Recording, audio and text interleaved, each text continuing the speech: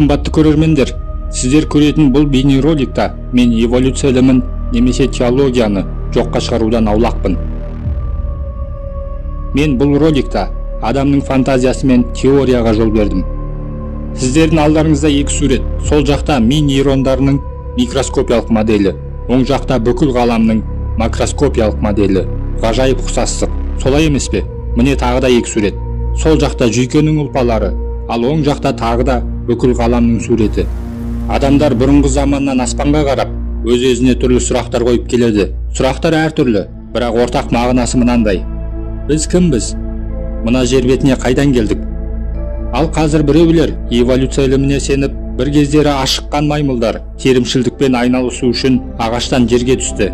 Кейін өз сияқтыларға соғыс ашып, бүкіл жер бетін жаулауға бел буды дейді. Шынында солай ма?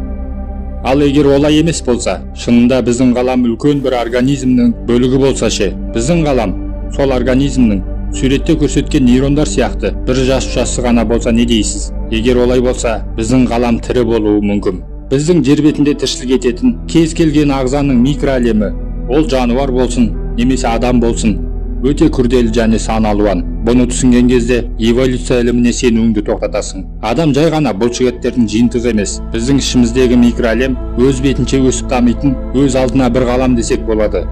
Егер осы микроәлемді жұлдыздар мен галактикалармен салыстырсақ, онда барлық түрлі ағзалардың атомдары мен жасушалары тура осы ғарыштағы аспан денелері сияқты бір заңға бағынатын ұқсастықтарды көреміз. Демек, біз үлкен бір организмнің бір бөлігі деген теорияны да жоққа шығаруға болмайды.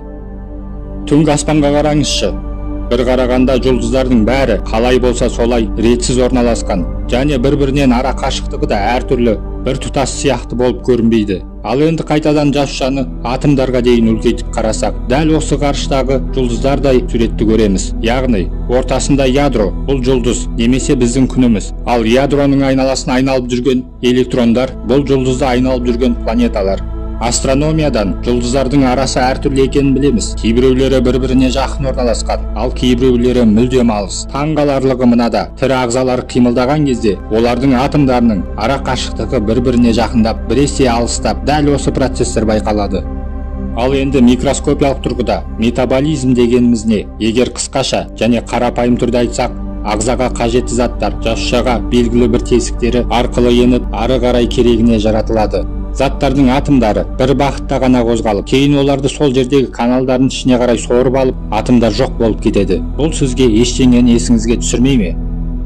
Иә, бұл процесс ғарыштағы материяның қалай қара құрдымның өзегіне құлап, одан шыға алмай жоқ болып кетуінің тура көшірмесі. Кез келген тірі ағзаның жасушасы өседі, екіге бөлінеді, жарақат алса қайтадан қалпына келеді. Және бұл процестер үздіксіз болып жатады. Ал біздің ғаламда да дәл осы процестер жүріп жатыр. Бірақ біздің уақыттық өлшемімізде бұл процестер өте көп уақыт алады. Оған жүздеген миллион немесе миллиардтаған жылдар кетеді.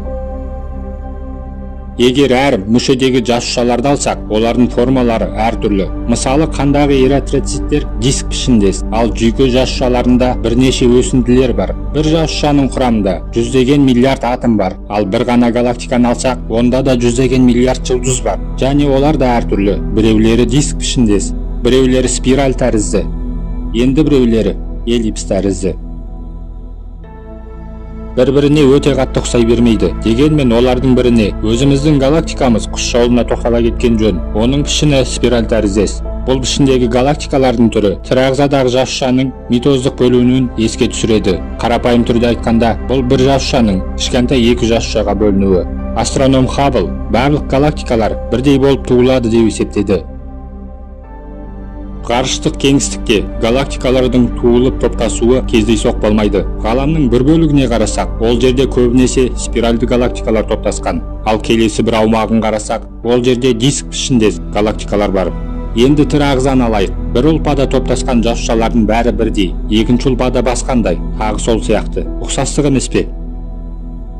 Ежелгі замандардан адамдар түнде аспанға қарап, кейбір жұлдыздардың орны өзгермейтінін байқаған болатын. Мысалы, жеті қарақшы немесе темірқазық. Ондай жұлдыздар тобын шоқ жұлдыз деп атайды. Молекулалардың құрылымдық теориясына байланысты, мұндай шоқ жұлдыздардың ғарыштағы рөлі қарапайым химиялық элементтердің топтасып күрделі материя құрап тұрғандағыдай болуы мүмкін.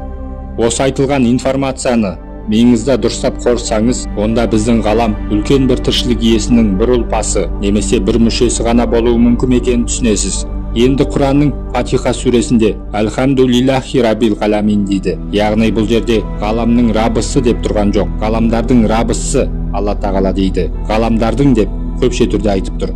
Бір сүрелерде 18 мың ғаламның жаратушысы десе, бір сүрелерде 40 мың ғалам деп айтылады. Қалай десек те біздің ғалам бір ұлпа болса, тағы осындай 18 мың немесе 40 мың ұлпа бар деген сөз. Бұл ұлпалардың бәрін бір-біріне қоссақ, толық бір ағза шығады. Қазірдің өзінде ғалымдар мультиғаламдық теорияны айтып отыр. Бұл теория бойынша біздің ғалам жалғыз емес, біздің ғалам сияқты әртүрлі және шексіз ғаламдар болуы мүмкін.